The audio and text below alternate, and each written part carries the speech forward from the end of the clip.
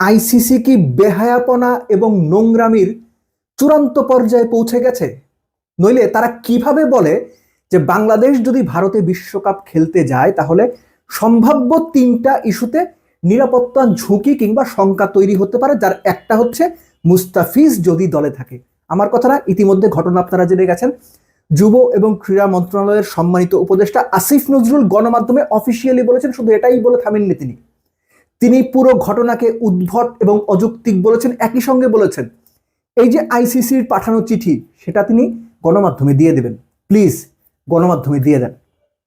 বাংলাদেশের মানুষ তো বটেই, পুরো দুনিয়ার পুরো ক্রিকেটিং ওয়ার্ল্ডের মানুষ দেখুক প্রতিষ্ঠান হিসেবে আইসিসি অ্যাকচুয়ালি অসভ্য এবং ইতর।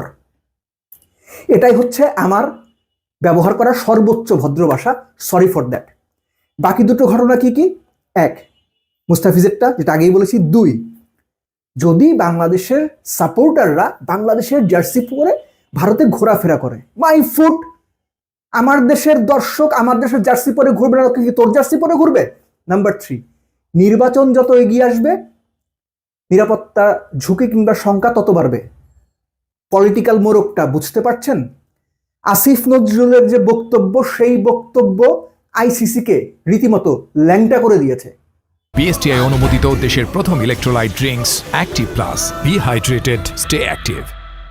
ল্যাংটার আবার বাটপারের ভয় কি? সো আইসিসির আসলে মান সম্মান বলতে কিছু নাই।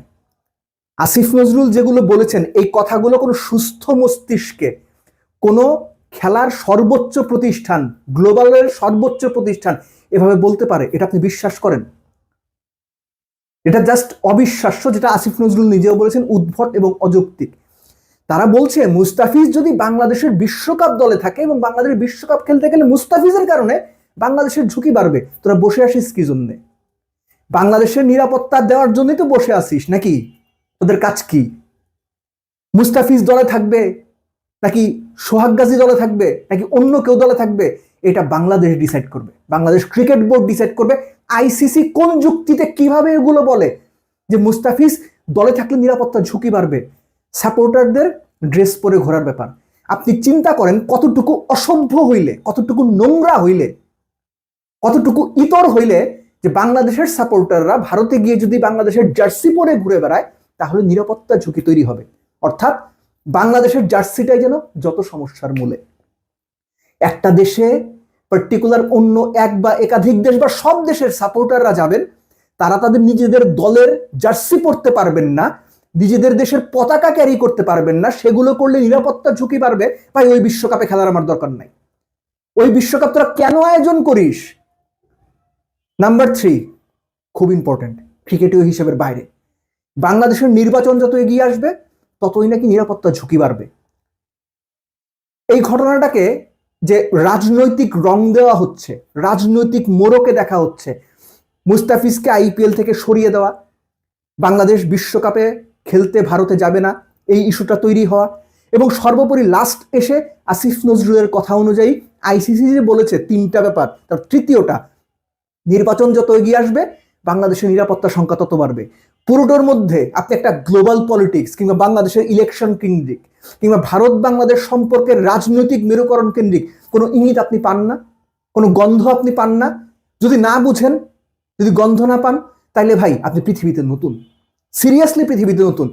আমি মুস্তাফিজেরটা, দর্শকের জার্সি পরারটা একভাবে দেখলাম, কিন্তু রাজনীতির প্রসঙ্গ কেন আসবে? বাংলাদেশের নির্বাচনের সঙ্গে আইসিসি, বিশ্বকাপ, ভারত, এদের সম্পর্ক কি? নির্বাচন বাংলাদেশে হবে, বাংলাদেশের মানুষ ভোট দেবে, দ্যাটস ইট। যখনই নির্বাচনের প্রসঙ্গটা এসেছে তৃতীয় টপিক হিসেবে, তখনই স্বাভাবিকভাবে এর আগেও যখন বিভিন্ন আলোচনাতে বিভিন্ন বিশ্লেষকরা বলেছেন যে পুরো ঘটনাটার একটা রাজনৈতিক বাতাবরণ কিংবা রাজনৈতিক মেরুকরণের সর্বোচ্চ প্রচেষ্টা রয়েছে, এবং আসিফ নজরুলের কথা অনুযায়ী সেটা আরেকবার প্রমাণ হলো। এবং আমার বিনীত অনুরোধ, যেভাবে আপনি বলেছেন সম্মানিত উপদেষ্টা, ঠিক একইভাবে আইসিসির চিঠিটা পাবলিক করে দেন, পুরো দেশের মানুষ দেখুক, পড়ুক, পুরো ক্রিকেট দুনিয়ার মানুষ দেখুক, এবং আইসিসিকে থুতু দিক যে সংস্থা হিসেবে এরা কতটুকু নোংরা, অপদার্থ। এবং এই যে পরিস্থিতিটা তৈরি হলো, এই চিঠিটা যে দেওয়া হলো, এই চিঠির পর এই বিশ্বকাপ খেলতে যাওয়ার বাংলাদেশের ন্যূনতম কোনো কারণ আছে বলে আমি মনে করি না। এবং এই চিঠির পরে আসলে আলোচনা বা নেগোসিয়েশনে বসারও কোনো প্রয়োজন আছে কিনা সেটাও বাংলাদেশ ক্রিকেট বোর্ড এবং পিপলস রিপাবলিক অফ বাংলাদেশ বা গণপ্রজাতন্ত্রী বাংলাদেশ সরকার ভেবে দেখবে বলেই আমি বিশ্বাস করি।